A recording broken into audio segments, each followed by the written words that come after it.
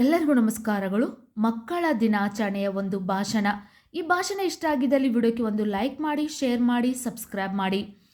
ಇಂದಿನ ಮಕ್ಕಳು ನಾಳಿನ ನಾಯಕರು. ನಾವು ಪ್ರತಿ ವರ್ಷ ನವೆಂಬರ್ 14ರಂದು ಮಕ್ಕಳ ದಿನಾಚರಣೆ ಆಚರಣೆ ಮಾಡುತ್ತೇವೆ.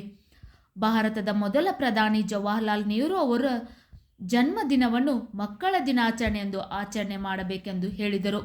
ಭಾರತದ ಮೊದಲ ಪ್ರಧಾನಿ ಜವಾಹರ್ಲಾಲ್ ನೆಹರು ಅವರು ಅವರ ಜನ್ಮದಿನವನ್ನು ಮಕ್ಕಳ ದಿನಾಚರಣೆ ಎಂದು ಆಚರಣೆ ಮಾಡಬೇಕೆಂದು ಹೇಳಿದರು.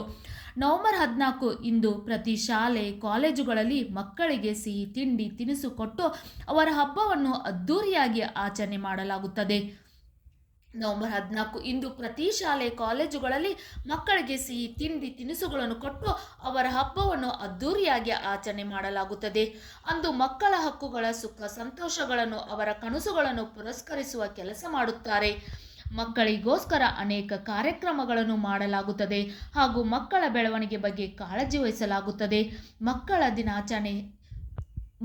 ದಿನಾಚರಣೆ ಒಂದು ಮಹತ್ವದ ದಿನಾಚರಣೆ ಅಂತ ಹೇಳುತ್ತಾ, ಮಕ್ಕಳ ಬಗ್ಗೆ ಎಷ್ಟೇ ಹೇಳಿದರೂ ಕಡಿಮೆ. ಪ್ರತಿಯೊಂದು ಮನೆಯಲ್ಲಿ ಮಕ್ಕಳಿದ್ರೆ ಅದೇ ಒಂದು ಸಂತೋಷ ಎಂದು ಹೇಳುತ್ತಾ ಮಕ್ಕಳ ದಿನಾಚರಣೆ ಒಂದು ಚಿಕ್ಕ ಭಾಷಣ ಮುಗಿಸುತ್ತೇನೆ.